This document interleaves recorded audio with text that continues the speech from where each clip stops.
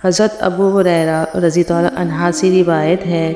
رسول اللہ صلی اللہ علیہ وسلم نے فرمایا، جس آدمی پر بھی اپنے بھائی دوسرے مسلمان کا اس کی عزت و آبرو سے متعلق یا کسی اور چیز سے متعلق کوئی حق ہو، یعنی اس کی بے عزتی کر کے یا کوئی اور زیادتی کر کے اس پر ظلم کیا ہو، اس کو چاہیے کہ آج ہی دنیا میں اس کا ازالہ کر کے حق ادا کر دے، قبل اس کے کہ وہ دن آ جائے جس میں ازالے کے لیے کسی کے پاس دینار و درہم بھی نہیں ہوں گے، اور ازالے کے لیے اس کی نیکیاں لے کر مظلوم کو دے دی جائیں گی۔ اگر اس کے نیکیاں نہیں ہوں گی تو حقدار کی برائیاں لے کر اس پر لاد دی جائیں گی۔ حضرت عبداللہ بن عمر بن